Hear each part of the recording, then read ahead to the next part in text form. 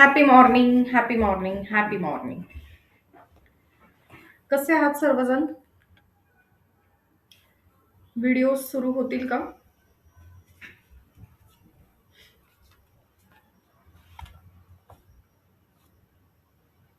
Hello, आहात का कुणी इथे?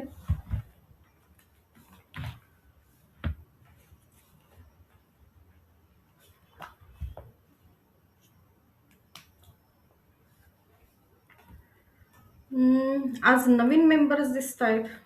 सेशन पुढे कसं न्यायचं? जुने मेंबर्स कुठे गेले सगळे?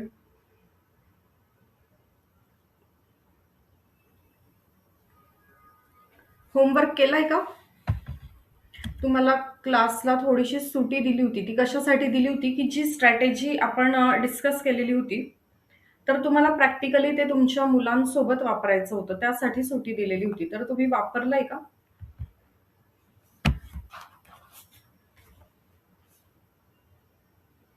येस.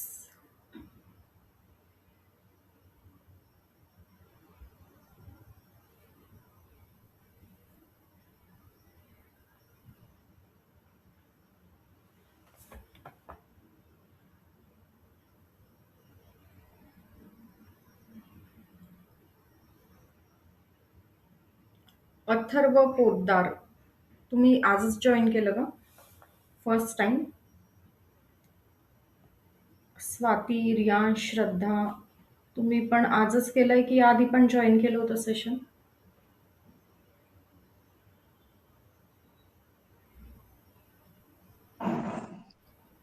हॅलो. ओके, स्वाती तुम्ही आहात का? नाही नाही. अ, हेमलता पोद्दार बोलते मी. Yes yes, हेमलताताई.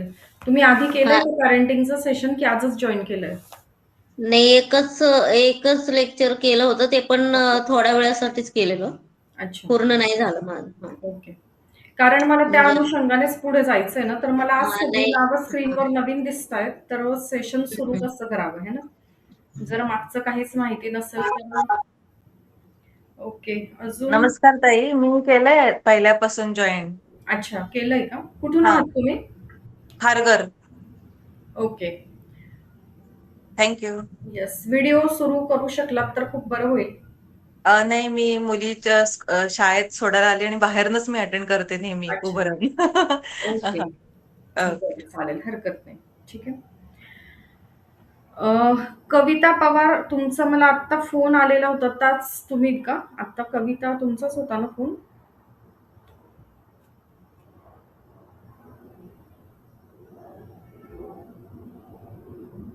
येस. ओके. हां, तुम्हीच फोन केला होता ना आत्ता? हां, हां. येस, ठीक आहे. चला ठीक आहे, जाऊया आपण पुढे. बाकी मेंबर्स सवयीप्रमाणे उशिरा जॉईन होतील.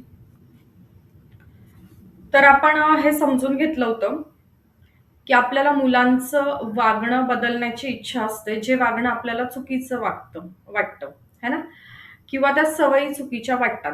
पण ते जे वर्तन आहे, जे बिहेवियर आहे, ते डायरेक्ट येत नाही. तर काय होतं, कुठली तरी घटना घडते, इन्सिडेंट होतात, तुमचं काहीतरी कम्युनिकेशन होतं मुलांसोबत आणि त्याच्यासोबत काहीतरी तिथे इमोशन्स जोडल्या जातात.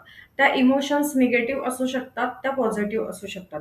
मोस्ट ऑफ द केसेसमध्ये निगेटिव्ह इमोशन्स तिथे जोडल्या जातात आणि त्या निगेटिव्ह इमोशन्समुळे मुलांची एक बिलीफ होते आणि त्या बिलीफनुसार त्यांचं बिहेवियर होत असतं.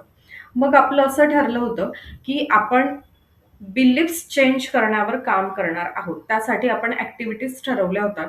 5 ॲक्टिव्हिटी तुम्हाला सांगितल्या होत्या, की मिनिमम 3 ते 5 घ्या, की कशावर तुम्हाला काम करायचं आहे. आई आणि वडील दोघांनी काय करून घ्या तर ठरवून घ्या, की कुठल्या ॲक्टिव्हिटी आई करेल, कुठल्या ॲक्टिव्हिटी वडील करतील या पद्धतीने. आता बघा, बिलीफ किती मॅटर करतो. म्हणजे जर तुम्ही जगभरात कुणीही सक्सेसफुल एखादा व्यक्ती बघत असाल, हायली सक्सेसफुल युनिक पर्सनॅलिटी जर तुम्ही बघत असाल, तर त्याच्या पाठीमागे इमोशन्स आणि बिलीफ्स किती मॅटर करतात याचं एक छान उदाहरण तुम्हाला समजावून सांगते. असाच एक शाळकरी मुलगा असतो, छोटासा मुलगा असतो. एक दुसरी तिसरीचा, पहिलीचा असा छोटासा मुलगा आणि त्याला अध्यात्मामध्ये खूप आवड असते. देवाला जाणून घेण्यामध्ये खूप आवडतं आवड असते, स्पिरिच्युअलिटी असते. आणि असंच त्यांच्या गावामध्ये एकदा सत्संग असतं. एक महाराज आलेले असतात आणि त्यांचं व्याख्यान असतं, सत्संग असतं. तो रोज त्याच्या आईसोबत तिथे जात असतो, जसं सगळे गावकरी तिथे जात असतात. आणि काय होतं, एके दिवशी, शेवटच्या दिवशी त्या सत्संगची सांगता असते. सगळे लोक ओळीने जातात, महाराजांचे पाय पडतात, तिथे जे देवाची मूर्ती, फोटो ठेवलेली आहे त्याचं दर्शन घेतात. त्या ओळीमध्ये हा छोटासा मुलगा सुद्धा जातो.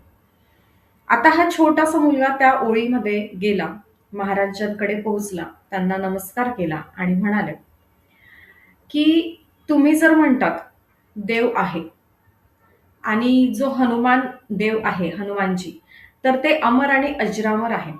त्यांना वरदान आहे अमरत्वाचं. तर मग हे हनुमानजी मला भेटतील का? आणि मला ते कुठे भेटतील?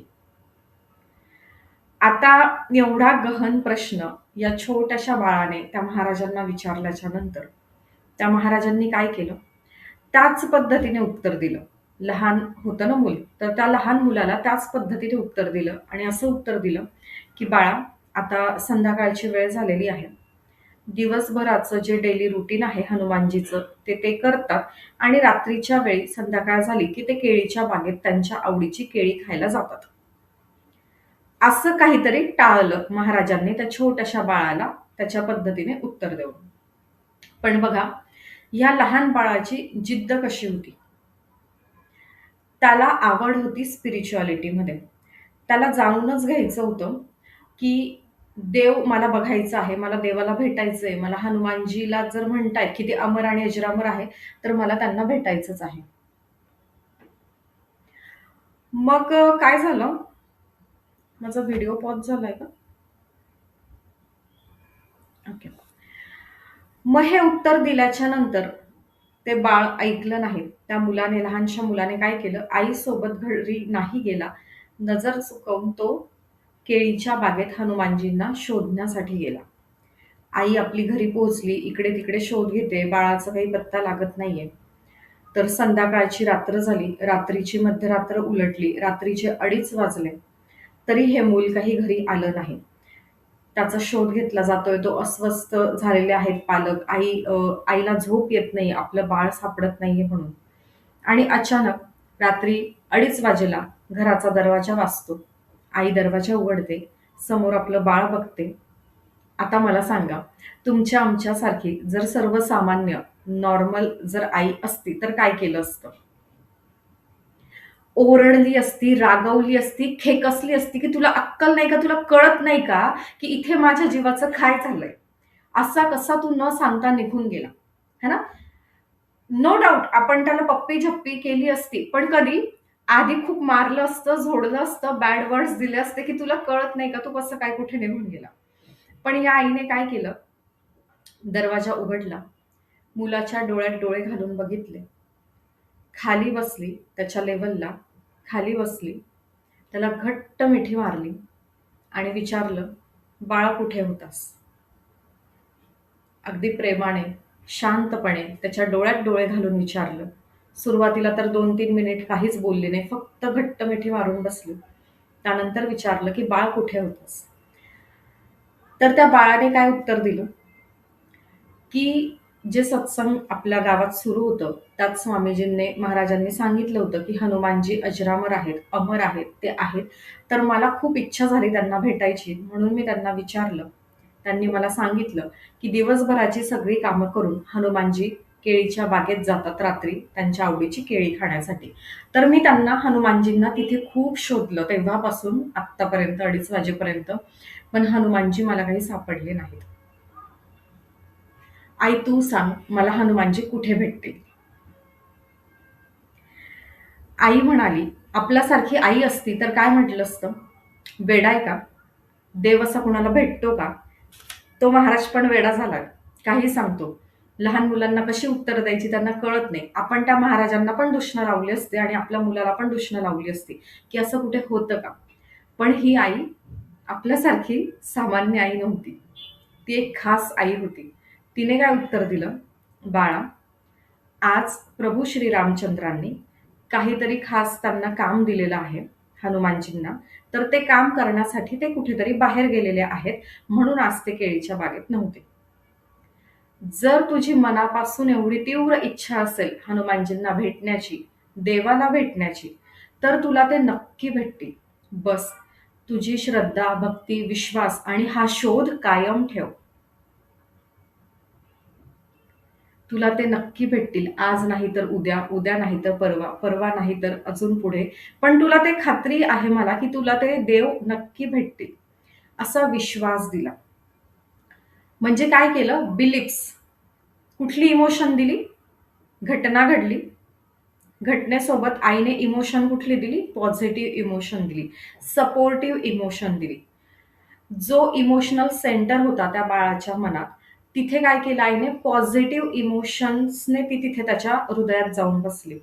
त्याला धीर दिला, त्याला सपोर्ट दिला, त्याला विश्वास दिला की तुझी जर ही जिद्द आहे, तळमळ आहे, इच्छा आहे देवाला भेटण्याची, तर तुला तो देव नक्की भेटेल. आणि ह्या पॉझिटिव्ह इमोशन्समुळे तसे त्याचे बिलीफ झाले की हो, आई जर म्हटली तर मला देव नक्की भेटेल. आणि मग असं घडलं आयुष्यामध्ये. हा छोटासा बाळ नरेंद्र ज्या ज्या व्यक्तींना भेटत गेला, त्या प्रत्येक व्यक्तीला मला देव कुठे भेटतील, कसे भेटतील, मी काय केलं की ते मला भेटतील, असा प्रश्न आयुष्यात भेटणाऱ्या प्रत्येक व्यक्तीला त्या छोट्याशा नरेंद्रने केला. आणि एक दिवस असं झालं, या नरेंद्रच्या आयुष्यात रामकृष्ण परमहंस आले आणि त्या नरेंद्रचा स्वामी विवेकानंद झाला.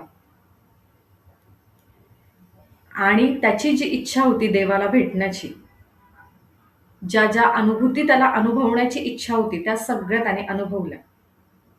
बघा, एक तो क्षण होता. 2:30 वाजेला दरवाज्यावर ठकठक झालं. आईने दरवाजा उघडला.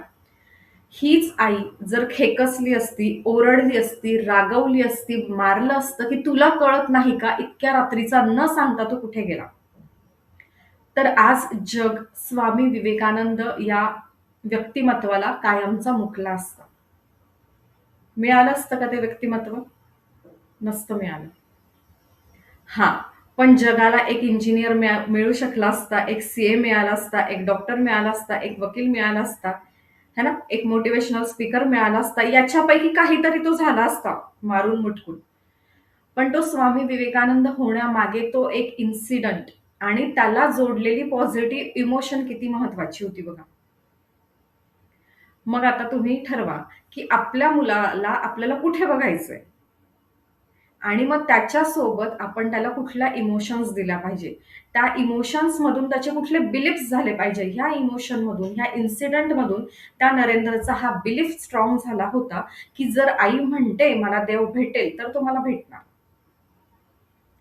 आणि ह्या बिलीफवरच त्यांनी पुढे आयुष्यामध्ये काम केलं, है ना. तर बिलीफ्स मॅटर्स, इमोशन मॅटर्स.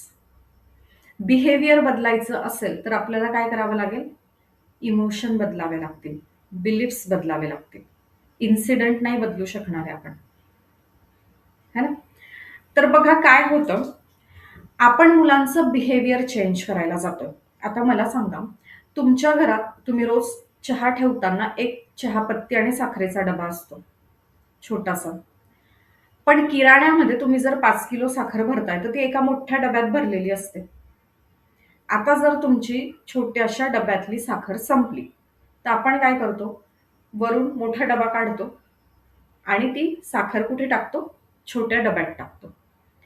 पण ती छोट्या डब्यात साखर टाकताना जर त्या छोट्या डब्याचं झाकण बंदच असेल आणि तुम्ही त्या 5 किलोच्या डब्यातून कितीही साखर टाकताय, तुम्ही पूर्ण 5 किलो साखर जरी टाकून दिली तर ती त्या डब्यात जाईल का? एक तरी दाणा जाईल का त्या डब्यात? नाही. मग तुम्हाला काय करावं लागेल? तर त्या छोट्या डब्याचं झाकण आधी उघडावं लागेल आणि मग मोठ्या डब्याचं पण झाकण तर उघडलेलं आहे, त्या मोठ्या डब्याच्या झाकणातून ती साखर तुम्ही टाकणार. मोठ्या डब्यातून छोट्या डब्यात टाकणार. पण हे करताना छोट्या डब्याचं झाकण तर उघडावं लागेल ना. तो कुछ इसी तरह अपने बच्चों का दिमाग का ढक्कन भी खोलना पडेगा. आपली अपेक्षा आहे की मुलांनी ऐकावं. मुलं ऐकतात, पण दिमाग का ढक्कन बंद ही होत आहे. ये दिमाग का ढक्कन खोलना पडेगा.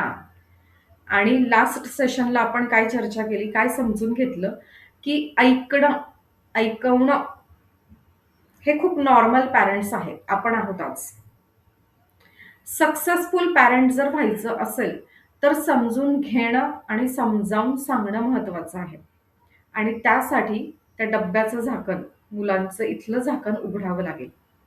मग त्यांच्याशी इमोशनली कनेक्ट व्हावं लागेल. मग इमोशनली कनेक्ट होण्यासाठी काय काय स्ट्रॅटेजीज आहेत त्या आपण एक अभ्यासत आहोत. बरोबर आहे. आता मला सांगा, समजा एक रेडिओ सगळ्यांना माहिती आहे.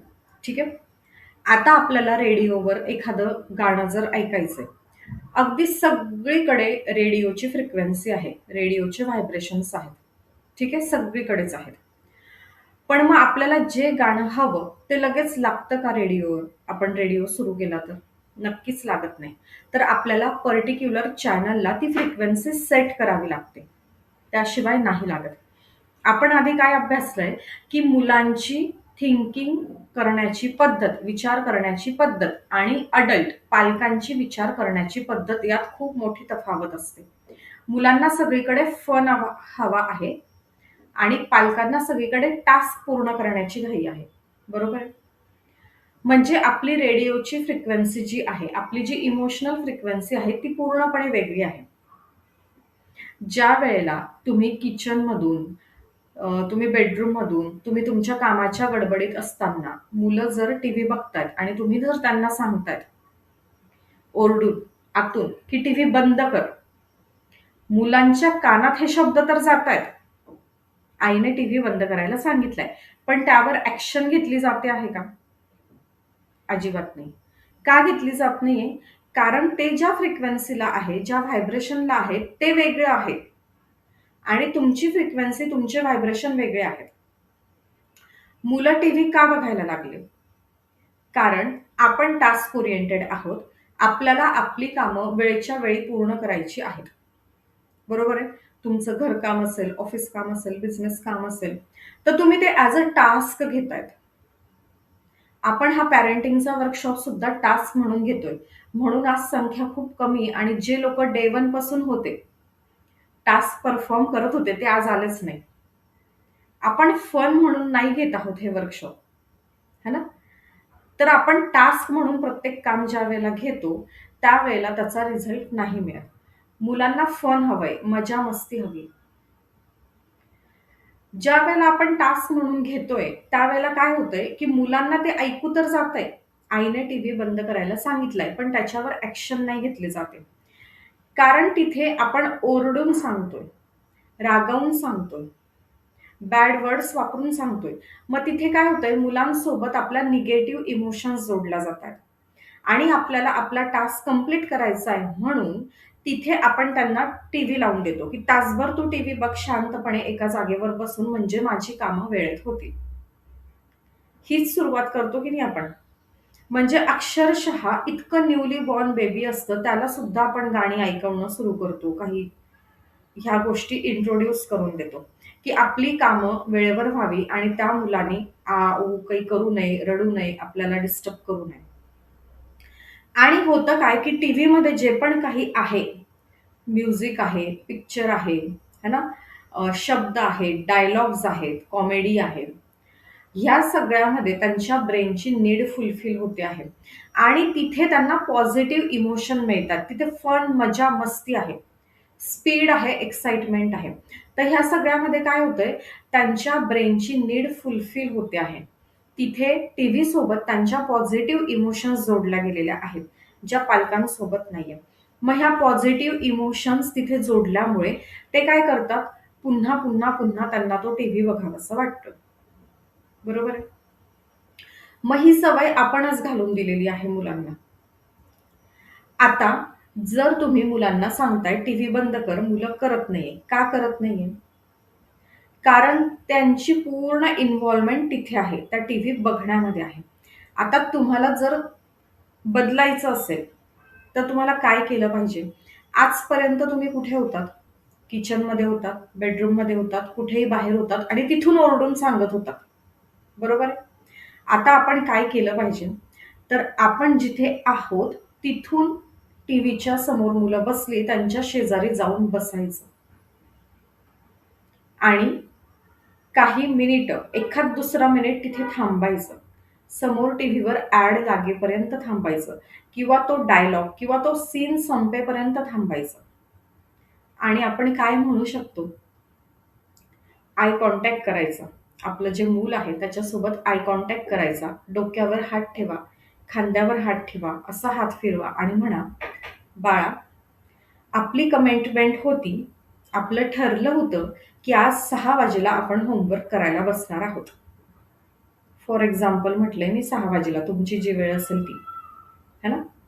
तर तुम्ही काय म्हणू शकता, की "बाळा" किंवा तुमच्या मुलाचं जे नाव असेल ते किंवा तुम्हाला मुलाला ज्या पोझिशनवर बघायचंय ते. जसं जिजाऊला राजा म्हणून बघायचं होतं, तर जिजाऊ नेहमी राजे म्हणत होती. बबलू, सोनुल्या, छकुल्या, बाबुड्या असं नव्हती म्हणत. तर तुम्हाला ज्या पोझिशनवर बघायचंय त्या पोझिशनचं नाव घ्या किंवा तुमच्या मुलाचं नाव घ्या आणि म्हणा, की आपलं ठरलं होतं 6 वाजेला अभ्यासाला बसायचं, तर मी तुझ्या वेळेची, तुझ्या कमिटमेंटची, तुझ्या अभ्यासाची व्हॅल्यू करते. ती गोष्ट जास्त महत्त्वाची आहे. येस, ऑफकोर्स तू टीव्ही बघणं सुद्धा महत्त्वाचं आहे. पण आता तुझा तो सफिशियंट बघून झालेला आहे आणि तुझा अभ्यास पण तेवढाच महत्त्वाचा आहे आणि तुझ्या अभ्यासाच्या निमित्ताने आपण दोघं एकमेकांसोबत वेळ घालवू शकतो. एकमेकांशी बोलू शकतो. है ना? तर मला असं वाटतं, की आपण दोघं मिळून आता अभ्यासाला बसूया. असं जर म्हटलं, तर बघा चॅलेंज आहे, तुमचं मूल टीव्ही बंद करेल.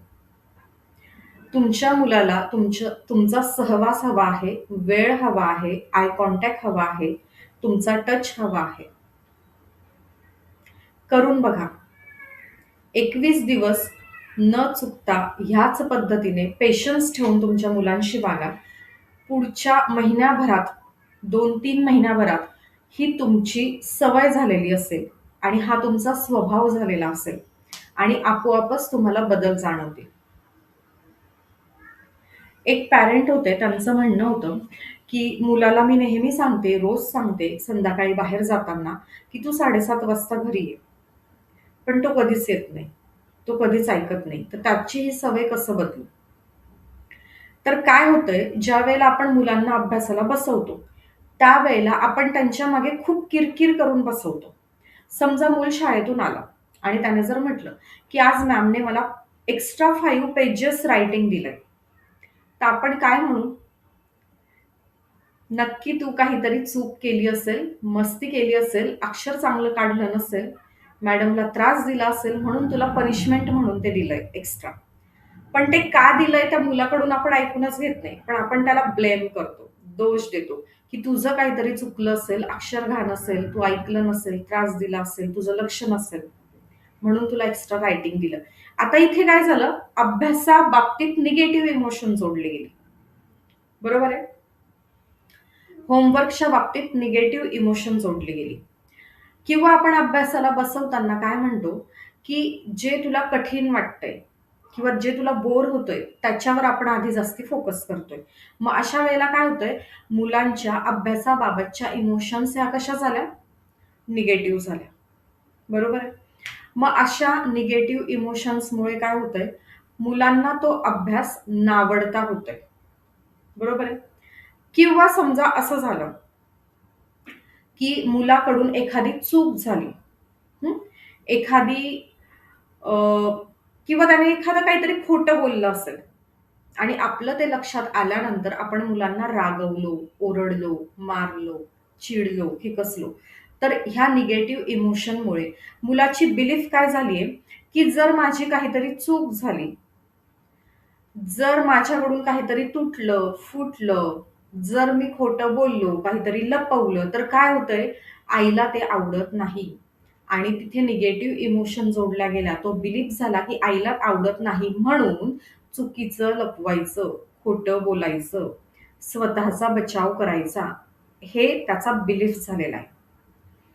पण जर तुम्ही मुलांना समजून घेतलं, समजा मुलं काय करतात, तुटलं फुटलं एखादं खेळणं ते तसंच अरेंज करून लपवण्याचा प्रयत्न करतात, वेळ मारून नेतात. बरोबर आहे. पण ते तुम्हाला कळलं, की तुम्ही काय करतात, त्यांना ओरडतात, रागवतात, मारतात, बोल लावतात. पण याच्या ऐवजी जर त्यांना म्हटलं, "इट्स ओके, खेळणं आहे ते. बरं तुला लागलं तर नाही ना ते खेळताना किंवा ते खेळणं तुटलं, फुटलं, तुझ्या हाताला काही त्रास तर नाही झाला ना?" है ना? तर खेळण्यांसोबत मुलांच्या इमोशन्स असतात. ते खेळणं चालतं कसं? त्यातनं आवाज कसा येतो? त्यांना हे बघायचं असतं, ही उत्सुकता असते म्हणून आधी ते खेळणं लगेच तोडून पाहतात. प्रत्येकाच्याच घरात प्रत्येकाच्या मुलाचं हे आहे. का आहे? कारण तो निसर्गाचा नियम आहे. असं नाहीये, की तुमच्या घरातच ही परिस्थिती आहे, की तुमचं मूल खेळणं घेतल्या-घेतल्या ते तोडतो. हे प्रत्येकाच्या घरात आहे, कारण तो नैसर्गिक नियम आहे. कारण त्यांची सायकॉलॉजी तशी आहे, की हे खेळणं दुडू-दुडू पळतंय, चालतंय, उडतंय, त्यातनं आवाज येतोय, तर तो कुठून येतो ही उत्सुकता आहे त्यांना बघण्याची. मग तुम्ही जर त्यांना समजावून सांगितलं, की ते तुटलं, याचा अर्थ हेच त्यांनी काहीतरी केलेलं असेल, तर इट्स ओके आपण बघूया. त्याच्या आत काय आहे? ती मोटर कशी काम करते? कुठली मोटर आहे? तिचं वर्क कसं चालतं, है ना? तर काय होईल तुमच्या तिथे पॉझिटिव्ह इमोशन्स जोडल्या जातील. मग कधीच तुमची मुलं खोटं बोलण्याचा, लपवण्याचा प्रयत्न करणार नाहीत. पण ही जर लहानपणी सवय लागते, हे जर बिलीफ्स होतात, तर तुम्हीच येतात मुलांना टीनेजमध्ये घेऊन, की टीनेजमधली मुलं मग खूप गोष्टी लपवायला लागतात. मग त्यांचा तो होमवर्क असेल, त्यांचा तो अभ्यासाच्या बाबतीत, मार्कांच्या बाबतीत असेल किंवा गर्लफ्रेंड, बॉयफ्रेंडच्या बाबतीत असेल, है ना? कारण घरामध्ये काय झालंय, आई-वडिलांसोबत निगेटिव्ह इमोशन जोडल्या गेल्या आहेत प्रत्येक वेळी. बरोबर आहे? पण फ्रेंड्स म्हणजे काय? तर comfort zone, positive emotion friends म्हणजे. फ्रेंड्स म्हणजे तिथे त्यांचा फन आहे, है ना? तर मग ते फ्रेंड्सला जास्त व्हॅल्यू किंवा प्रायोरिटी किंवा वेळ द्यायला लागतात आणि आपल्यापासून ते लांब-लांब जायला लागतात. हे होतं. मग आता काय होतंय, की मुलांची जी फ्रिक्वेन्सी आहे आणि आपली जी फ्रिक्वेन्सी आहे ती मॅचच होत नाहीये. फॉर एक्झाम्पल तुमचे जे डोळे आहेत ते आता त्रास द्यायला लागले. डोळ्यांना चुळचुळ होते, जळजळ होते, लांबचं जवळचं दिसत नाही, काहीतरी तुम्हाला त्रास होतोय, डोकं दुखतंय, है ना? मग तुम्ही काय ठरवतात, की चला आज डॉक्टरकडे जाऊया डोळ्यांच्या. मग तुम्ही डोळ्यांच्या डॉक्टरकडे गेलात. डॉक्टरने तुम्हाला वेलकम केलं, पाणी वगैरे विचारलं आणि मग पुढची प्रोसेस सुरू केली, की ते मशीन सेट करणं, त्याच्यामध्ये त्या वेगवेगळ्या स्लाईड सेट करणं, तिथे ते चष्म्याच्या काचा वेगवेगळ्या सेट करणं आणि या दरम्यान ती डॉक्टर व्यक्ती तुमच्याशी काही ना काही हितगुज साधते आहे, कम्युनिकेशन करते आहे. तुमच्याशी इमोशनल कनेक्ट होण्याचा प्रयत्न करते आहे तुम्ही ॲज अ क्लायंट. ठीक आहे? आणि हे बोलणं सुरू आहे तुमचं एकमेकांशी. ते डॉक्टर त्याचं काम करतायत आणि ते काम होत आलं, सगळी ती मशीन सेट करण्याचं, की ते डॉक्टर काय करतात, त्यांच्या डोळ्यावरचा चष्मा काढून तुम्हाला देतात आणि म्हणतात, "ह्या चष्म्याने आता ह्या मशीनमधून बघ, समोरचं वाचता येतंय का?" तुम्ही म्हणतात, "नाही." म्हणजे मला माझ्या ह्या उघड्या डोळ्यांनी जे दिसत होतं त्याच्यापेक्षा पण अधिकच अस्पष्ट दिसतंय, मला काहीच दिसत नाहीये. आणि मग ते डॉक्टर तुम्हाला म्हणतात, "अरे बाबा, असं नको करू. प्रयत्न कर थोडासा, तुला दिसेल." तुम्ही थोडासा प्रयत्न करतायत, पुन्हा म्हणतात, "नाही, ह्या चष्म्यातून मला नाही दिसत आहे. जे मला ह्या चष्म्याशिवाय माझ्या उघड्या डोळ्यांनी जे दिसतंय त्याच्यापेक्षा सुद्धा अस्पष्ट दिसतंय." पण तो डॉक्टर ऐकत नाही. तुम्हाला पुन्हा विनंती करतो, पुन्हा म्हणतो आणि तुमच्यावर चिडतो, की "तुला कळत नाही का? मी जीव तोडून तुला सांगतो आहे, की हाच तो चष्मा आहे, ज्यामुळे माझ्या डोळ्याचे सगळे प्रॉब्लेम सॉल्व्ह झाले. मला व्यवस्थित दिसायला लागलं. आणि मग तुला का नाही दिसत आहे? तर तुझे प्रयत्न कमी पडतायत. तुझा विश्वास कमी पडतोय. तू ऐकून घेत नाहीये. तू बघ." असं तो डॉक्टर तुमच्यावर मग आता खूप चिडायला लागलाय, की "अरे हाच तो चष्मा आहे, की ह्या चष्म्याने मला क्लिअर दिसतंय." आणि मग तुमची खूप चिडचिड व्हायला लागलेली आहे. समोरचा व्यक्ती, तो डॉक्टर तुमच्यावर चिडतो आहे. आणि मग तो डॉक्टर तुम्हाला असं म्हणतोय, अगं बाई, मी तुझ्याशी एवढं कनेक्ट झालो, की मी तुला माझी लहान बहीण समजून बसलो आणि मला एवढं प्रेम वाटलं, की माझ्या या चष्म्याने तुला सुद्धा दिसेल. तर मला सांगा, अशा डॉक्टरकडे तुम्ही पुन्हा जाणार का? किंवा हा डॉक्टर तुम्ही कुणाला सजेस्ट करणार का? है ना? की असा डॉक्टर की जो म्हणतोय, की माझे सगळे प्रॉब्लेम ह्या चष्म्यामुळे सॉल्व्ह झाले, तर तुझे पण होतील. तर हेच होतंय, की आपला चष्मा वेगळा आहे आणि आपल्या मुलांचा वेगळा आहे. आपण आपल्या मुलांना कसं ट्रीट करतोय आपल्या चष्म्यातून. म्हणजे आपल्या अनुभवांमधून किंवा आपल्या स्टाईलने किंवा आपल्याला ज्या पॅरेंटिंग स्टाईलने घडवलं त्या स्टाईलने. एकतर आपण आपली स्टाईल वापरतो किंवा आपण आपल्या आई-वडिलांची स्टाईल वापरतो किंवा आपला चष्मा म्हणजे आपण काय-काय अनुभव घेतलेले आहे आयुष्यात ती स्टाईल वापरतो, ते अनुभव वापरतो. पण मुलांचा चष्मा पूर्णपणे वेगळा आहे. तर मुलांशी जर तुम्हाला बॉन्ड बिल्ड करायचा असेल, एक रेपो बिल्ड करायचा असेल आणि बस तुम्ही म्हणालात आणि त्यांनी ऐकलं मनापासून, अंगीकारलं, आत्मसात केलं, असं जर व्हावं वाटत असेल, तर तुम्हाला तोच चष्मा घालावा लागेल, जो चष्मा तुमच्या मुलांनी घातलाय. म्हणजे तुम्हाला त्यांच्या बिलीफ्सवर काम करायचंय, त्यांना आधी समजून घ्यायचंय. है ना?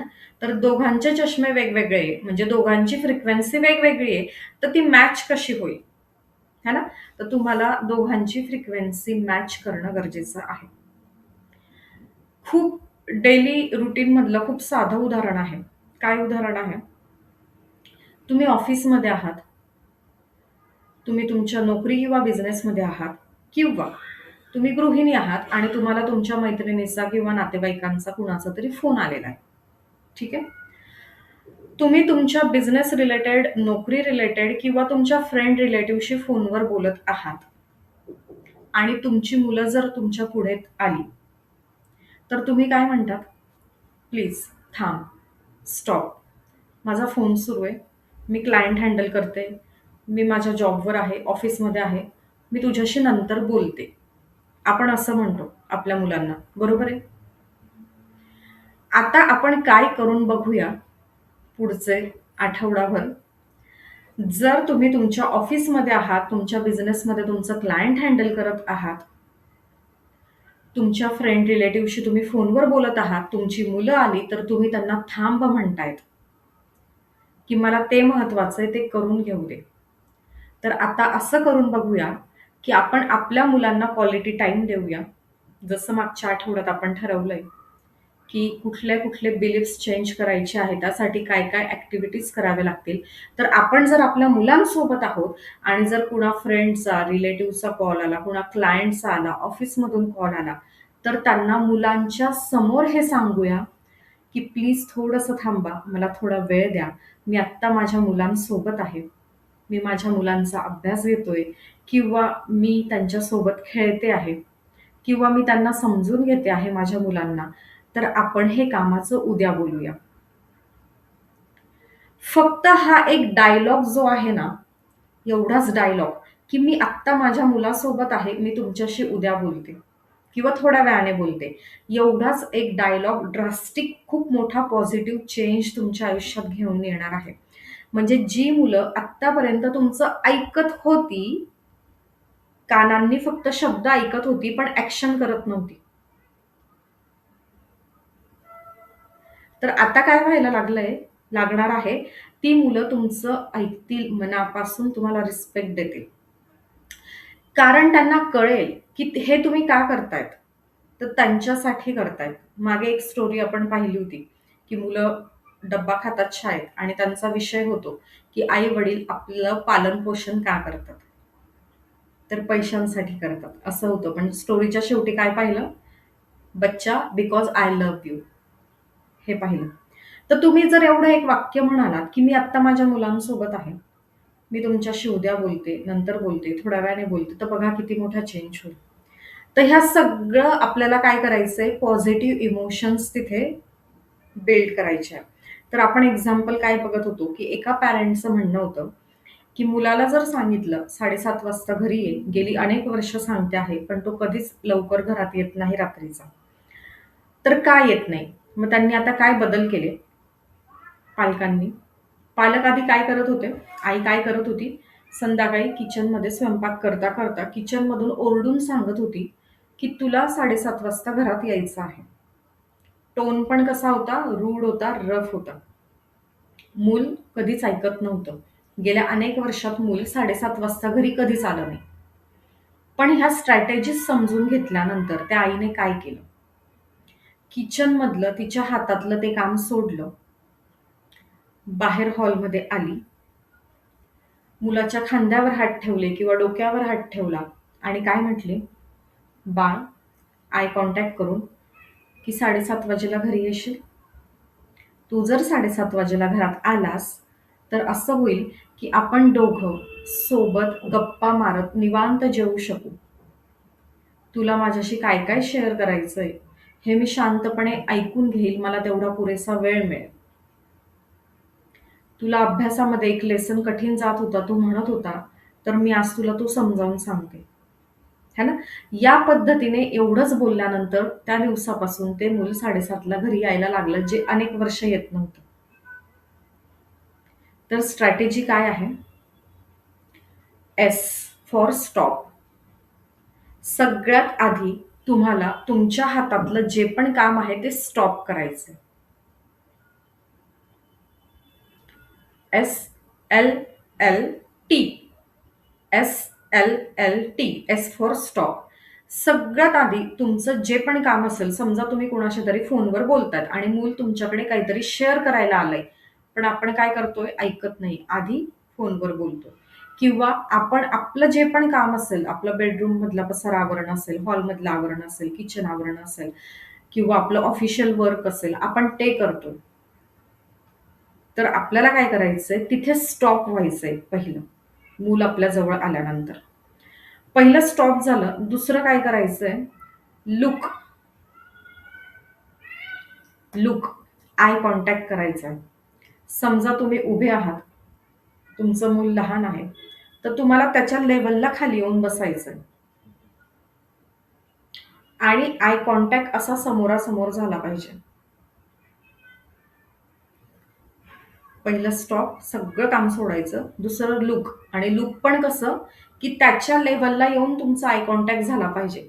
आपण उंच आहोत, आपलं मूल छोटंसं बाळ आहे, तर त्याच्या लेव्हलला आपल्याला येऊन बसायचंय आणि आय कॉन्टॅक्ट करायचंय. आणि आता काय करायचंय? एल फॉर लिसन. शांतपणे त्याच्या डोळ्यात डोळे घालून त्या समोरच्या आपल्या बाळाचं म्हणणं ऐकून घ्यायचंय. मध्ये काहीही न बोलता, काहीही ॲडवाइस न देता, सजेस्ट न करता, इंटरप्ट न करता, शांतपणे आपल्या बाळाचं म्हणणं ऐकून घ्यायचंय.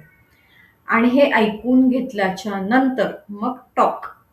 मग आपण बोलायचंय. पण कसं बोलायचंय? त्याचे बिलीफ्स कसे तयार झाले, इमोशन्स कुठले आहे, हे सगळं समजून घेऊन आपल्याला बोलायचंय. समजा मूल टीव्ही बघतंय आणि तुम्ही इकडून ओरडतायत, की टीव्ही बंद कर, टीव्ही बंद कर. म्हणजे तुम्ही काय देताय? ॲडवाइस देताय. तर मुलं ॲडवाइस नाही घेणार. त्यांना सल्ले नकोयत. त्यांना समजून घेणं हवंय.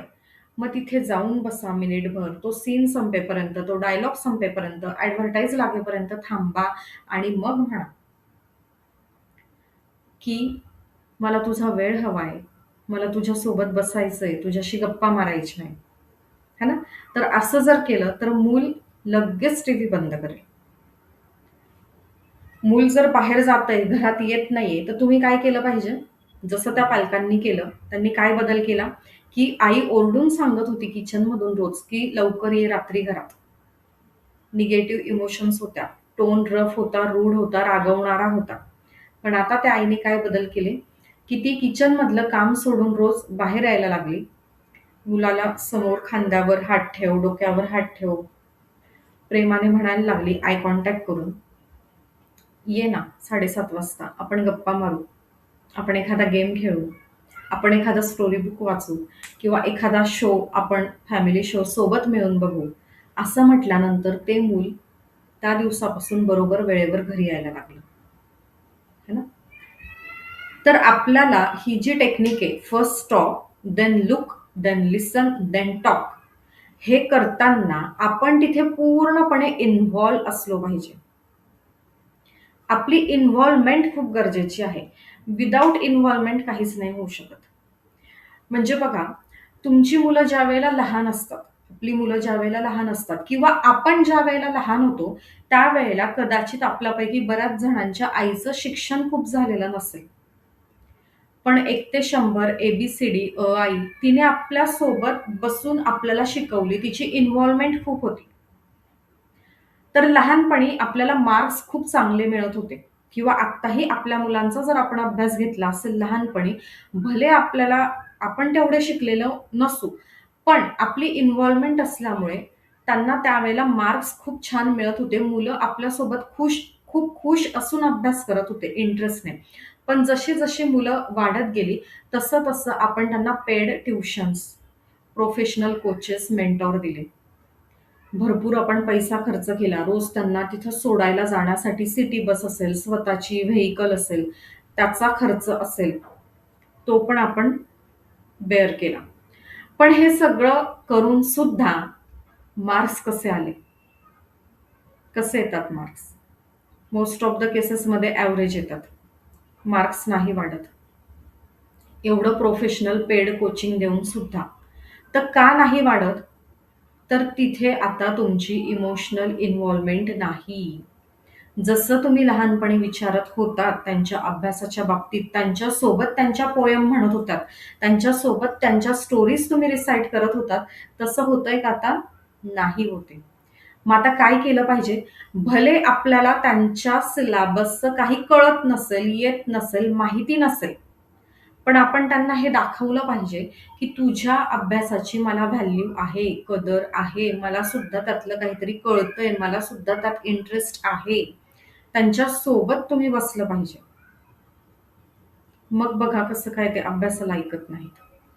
नक्कीच ऐकतील आणि खूप मनापासून ते अभ्यास करतील. है ना? तर आपल्याला काय करावं लागणार आहे? थोडंसं आपल्या ज्या स्ट्रॅटेजीज आहेत त्या बदलाव्या लागणार आहेत. डेफिनेशन कायमस्वरूपी लक्षात ठेवावी लागणार आहे आणि हे जे वर्कशॉप आहे ना, हे फक्त आणि फक्त मुलांच्या बाबतीत नाहीये. तर तुम्ही तुमच्या आयुष्यातल्या प्रत्येक नात्याला ह्या डेफिनेशनमधून बघू शकता. इन्सिडंट, घटना घडतात. त्याच्यासोबत इमोशन्स जोडल्या जातात. त्या पॉझिटिव्ह असतात किंवा निगेटिव्ह असतात. त्या इमोशन्सच्या अनुषंगाने त्यांची बिलीफ्स म्हणजे तत्व म्हणजे मान्यता होतात आणि त्या तत्वांनुसार, त्या मान्यतेनुसार ते बिहेव करायला लागतात. है ना? तर जसं नरेंद्राचं उदाहरण दिलं, की त्याच्या आईने त्याचा काय बिलीफ केला होता, की हो, तुझी जिद्द अशीच ठेव. तुला देव भेटेल, तो विश्वास दिला होता. ते पॉझिटिव्हिटी तिथे दिली होती, ना की आई त्याच्यावर ओरडली होती, चिडली होती. है ना? तर आपल्याला काय करायचंय, जे बिलीव्ह झालेले आहेत, का मुलं टीव्ही बघतायत? का ते खोटं बोलतायत? का ते आपल्याला टाळतायत? का त्यांना मार्क्स कमी येतात? तर तो व्हाय तुम्हाला शोधून काढायचा, रूट कॉज शोधायचा आहे. जर तुम्ही रूट कॉजवर गेलाच नाहीत, तर तुम्हाला बदल घडणारच नाहीयेत आयुष्यात मुलांच्या किंवा तुमच्या. है ना? तर जर तुम्हाला बदल हवे असतील, तर तुम्हाला रूट कॉजवर काम करावं लागेल. तुम्हाला व्हाय शोधावं लागेल. तुमचे बिलीफ्स चेंज करावे लागतील. म्हणजे मुलांचे बिलीफ्स, ना की बिहेवियर. बिहेवियर चेंज करायला गेलात, तर तुमचं डिस्टन्स अजून वाढत जाणार आहे. ठीक आहे? So first is stop, then look, then listen, then talk आणि हे सगळं करताना तुमची तिथे इन्व्हॉल्वमेंट असणं खूप गरजेचं आहे. तुम्ही जे पण काम कराल, त्या प्रत्येक कामात मुलांना इन्व्हॉल्व करणं गरजेचं आहे. लहानपणी ज्यावेळेला तुम्ही मुलांना सायकल चालवायला शिकवली किंवा तुम्ही बोलायला शिकवलं किंवा तुम्ही चपाती लाटायला शिकवली मुलींना, हां? तर हे कसं झालं? तुम्ही असं सांगून दिलं का, "हां, ही घे सायकल आणि तू चालवून घे. मी माझं किचनमध्ये काम करते किंवा माझं ऑफिस करते. तू सायकल चालवून घे." असं सांगितलं का? नाही. तर तुम्ही पूर्णपणे तिथे इन्व्हॉल्व होतात. ती सायकल पकडली, पुढे पकडली, मागे पकडली. त्याला सांगितलं, "असा पाय कर, असं हँडल पकड." है ना? किती इन्व्हॉल्व होतो आपण. मुलांना बोलायला कसं शिकवलं आपण? कितीतरी हजार वेळेला आपण म्हटलं, बोल बाळा बोल, आई म्हण, आई म्हण आणि आपले ते लिप्स मुव्हमेंट आपण किती ते स्माइलिंग फेस करून केले. तो उच्चार त्याला कळावा, त्याच्या डोळ्यांनी ते टिपावं. म्हणून आपले फेशियल एक्सप्रेशन, आपले लिप्स मुव्हमेंट आपण कसे करत होतो म्हण बा, बा, आई असं शिकवलं आपण. कितीतरी हजारो, लाखो वेळेला त्याच्यापुढे आपण बोललो आणि त्याच्यानंतर त्याला ते बोलण्यासाठी प्रोत्साहित केलं आणि मग काय झालं? बाळ आपलं बोलायला लागलं. म्हणजे आपली किती इन्व्हॉल्वमेंट होती, किती एफर्ट्स तिथे आपण टाकले होते. तसे एफर्ट्स आपल्याला टाकावे लागतील. आपण असं नाही म्हटलं डायरेक्ट किचनमध्ये मुलीला, की "जा तू चपात्या कर." ती रोज येऊन आपल्या शेजारी उभी राहून तिने बघितलं असेल, है ना? ती ते बघत असताना आपण तिच्याशी काहीतरी बोललो असू त्याविषयी. आपल्या लहानपणीच्या आठवणी सांगितल्या असतील. इथे आपण तिच्याशी इमोशनली इन्व्हॉल्व झालो पॉझिटिव्हली आणि त्याच्यानंतर एक दिवस असा आला, की मुलगी तुमची चपात्या करायला लागली किंवा अचानक असं होतं का तुम्ही तिला गॅस समोर किचनमध्ये लोटून दिलं? नाही ना, असं नाही होत ना. तर या स्टेप्समधून जातं. बाळ आपल्याला रोज बघतंय चपाती आई कशी करते. कधी बोलत नाहीये, पण ते नोटीस करतंय, ते ऑब्झर्व्ह करतंय. है ना? तर आपल्याला involvement, positive involvement, positive emotional involvement तो कनेक्ट गरजेचा आहे. मुलांच्या त्या इमोशनल चेअरवर जे कोणी बसलं आहे, त्यांना डायरेक्ट धक्का मारून नाही उठवायचंय. तर step by step, step by step आपल्याला पुढे जायचंय. तर आजपासून तुम्हाला काय करायचंय, मागच्या ॲक्टिव्हिटी आपल्या काय ठरल्या होत्या? काय लिहिलं होतं आपण, की आपल्याला कुठले बिलीफ्स चेंज करायचे, बिहेवियर नाही. मग ते बिलीफ्स चेंज करण्यासाठी आईचा रोल काय, बाबांचा रोल काय? आता ते बिलीफ्स चेंज करताना आपण कसे असलो पाहिजे? तर आपण पहिले stop, then look, then listen, then talk with positive emotional involvement. ठीक आहे? तर या पद्धतीने तुम्हाला आता काम करायला सुरू करायचं आहे. ठीक आहे? येतंय लक्षात? आता तुमच्यापैकी कोण मागच्या सेशनला होतात आणि काय बदल जाणवले? तुम्ही काही काम केलं का ह्या स्ट्रॅटेजीजनुसार? कोणी शेअर करेल का?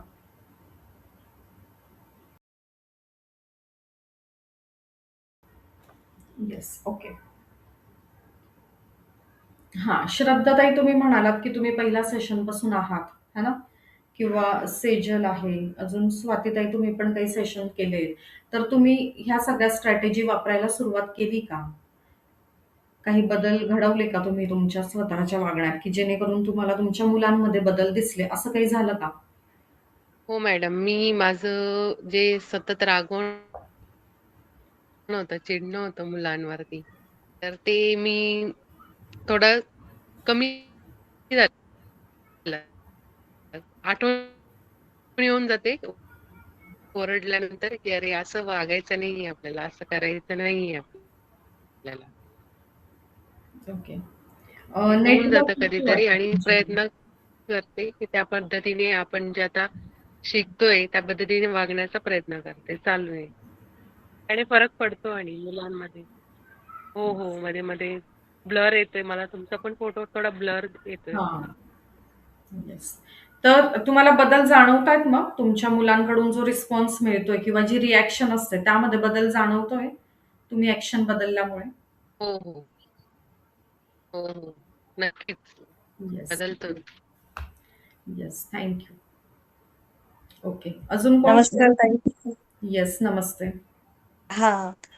तुमचं सेशन खूप छान होतं. मला खूपच आवडतं आणि माझी मुलगी आहे ती 5वीत आहे. तर ह्या म्हणाल्या तसाच, की राग येणं आता कमी झालंय अचानक, की ती काही बोलली, काही झालं तरी असं वाटतं, "नाही थांबा, स्वतःवर कंट्रोल करा." तिला ओरडण्याच्या ऐवजी मग आम्ही स्वतःवर आधी कंट्रोल करते, मग शांत झाल्यावर मग आपण आपोआप समजून सांगतो. ती एक वेळ गेली ना तेवढी, की जो राग येतो आपल्या त्याच्यावर कंट्रोल झालं ना, की सगळं पुढचं बेस्ट होतं आपलं. मग काही टेन्शन नाही येत मग त्याच्यात. राइट. Thank so much. हां, पण मग हे झालं तर असा एखादा इन्सिडेंट तुम्ही शेअर करू शकतात का, की तुम्ही थांबलात, रागवला नाहीत आणि ते म्हणजे कम्युनिकेशन. अभ्यासाच्या बाबतीत आता सध्या एक्झाम आल्यात ना, तर त्याच्यामुळे अभ्यास जास्ती आता फोकस तिकडे आहे सध्या आता. त्याच्यामुळे अभ्यास घेताना दरवेळेस सारखं ओरडून हिमानी हे कर कर असं चालायचं मग सारखं. मग तिला आता मी कालच तिला असं सांगितलं, चल आपण आता ना आज गंमत म्हणून मज्जा म्हणून अभ्यास करूया. आता सिरियसली नको, मला पण कंटाळा आला आता सिरियसली अभ्यास करून. आपण मज्जा मज्जा करत खेळूया करूया अभ्यास. मग ती पण एकदम लगेच तिला झोप आली होती ऍक्च्युली, आई मला झोप येते म्हणाली हा हा चालेल वाव. मग ती आली लगेच माझ्याशी अभ्यास करायला. आणि खरोखर मॅथ्सचा एक लेसन पटापट झाला, जो 2-2, 3-3 तास लागतो तो अर्धा तासात कम्प्लीट झाला काल. हो. Yes, really yes. अप्रिशिएट. म्हणजे बघा थँक्यू. थोडीशी आपली ऍक्शन आपण बदलली, पॉझिटिव्ह केली, तर समोरून रिॲक्शन पण पॉझिटिव्ह आली. 2 तासाचा लेसन तुमचा अर्धा तासात झाला, म्हणजे किती छान गोष्ट आहे ही, है ना? येस, खूप छान. अजून कोण शेअर करेल की तुम्ही स्ट्रॅटेजी वापरत आहात आणि तुम्हाला काही बदल जाणवले स्वतःमध्ये, मुलांमध्ये? तुम्ही प्रियंका वाटतं ना, रियांश? तुम्ही पण होतात ना मागच्या सेशनला? नाही, मी आज पहिल्यांदाच जॉईन केलेलं आहे. अच्छा, आज फर्स्ट डे का तुमचं ह्या सेशनचं? ओके, ठीक आहे. मग तुम्ही मागच्या रेकॉर्डिंग्स बघा. हं? कारण मागच्या रेकॉर्डिंगमध्ये आपण खूप डेप्थमध्ये हे सगळं डिस्कस केलेलं आहे. ओके, अजून? ठीक आहे. दीपाली म्हणून कोण आहे इकडे?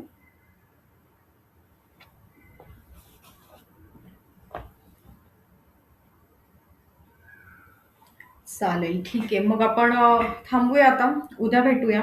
तर आज पण तुम्हाला स्ट्रॅटेजी एक्सप्लेन केली आहे, काही एक्झाम्पल दिले आहेत, काही स्टोरीज तुम्हाला सांगितलं आहे. तर यानुसार तुम्ही स्वतःमध्ये थोडासा बदल करा स्वतःच्या ॲक्शनमध्ये. Stop, look, listen and then talk. आपलं काय होतं सगळ्यात आधी टॉक. मुलं काही सांगायला आले की आधी टॉक, आपणच बोलून मोकळं व्हायचो काहीही न ऐकता. तर थोडंसं बदल करून बघा आणि मग बघूया, है ना? आज दिवसभरात पण ही स्ट्रॅटेजी वापरा. अजून पुढे 1-2 दिवस आपण सेशन घेऊ आणि मग तुम्हाला थोडासा वेळ देऊ. मग तो वेळ तुम्ही घ्या आणि मग पुढचा टॉपिक घेऊ पुन्हा. Yes, bye bye Riyansh. मला असं वाटतं तुझंच नाव असेल मग रियांश, है ना? Bye bye. चलो, थँक सो मच मला ही संधी दिल्याबद्दल, इतका वेळ मला ऐकून घेतल्याबद्दल. Lots of gratitude, lots of love. Always blessings, always blessings, always blessings. Bye bye. Ma'am, मला एक हॅलो. हां, कुणाला काय विचारायचं होतं?